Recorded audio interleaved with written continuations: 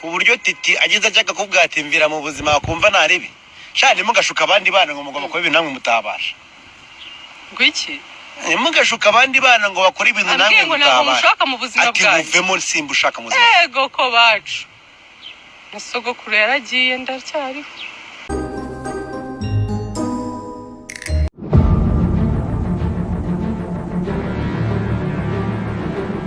niba utarumviye inkuru uvayo ubane nanjye ubashe gusobanukirwa akantu ku kandi. Aba bombe n'ibyamamare ni Titi Brown na Nyambo Jessica.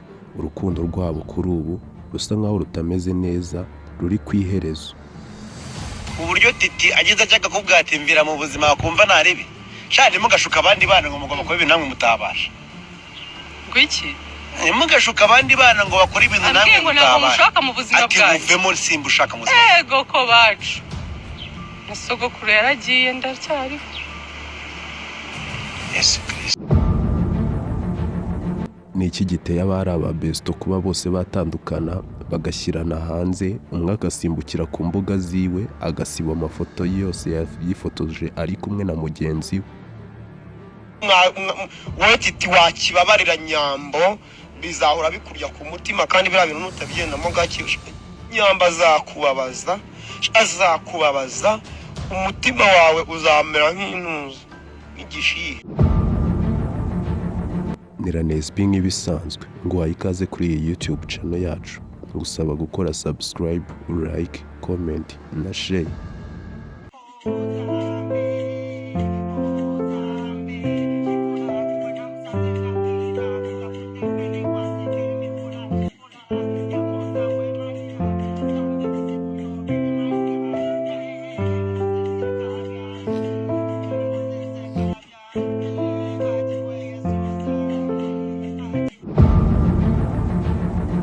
Ubundi ko iki nta musitari ujya ubana n'undi ngo bishoboke cyangwa ngo barambane, inkundo zabo zitaburamo ibibazo, gutandukana kwa hato na hato, kwitana imbwa, ibicucu n'ibindi byose nk'aho batigeze bamenyana. Urukundo rw'abasitari rushobora kuba ruzamo amafaranga ubundi buri wese akibagirwa undi, kandi rushobora kuba ruzamo ibihuha cyangwa gukora amaprank bikarangira ibyari prank bibaye seriye, nuko urukundo rwabo nabwo rugakendera. Banza aricyo kintu kirangiza abasitari. Gusa ikindi bashobora kuba batagira umutima wo kwihangana ngo babashe kwizirika ku byo biyemeje, kuko baba bahura n'ibyiza byinshi bagahura n'ibishuko bitandukanye. Uyu Titi Brown rero yagiye ku mbuga ziwe nkoranyambaga za Instagram arangije asiba amafoto yose yarafitanye n'uyu mukobwa w'ikizungereza. Inkuru ziri ku mihanda nuko Nyambo yamaze kwibonera undi mubesto.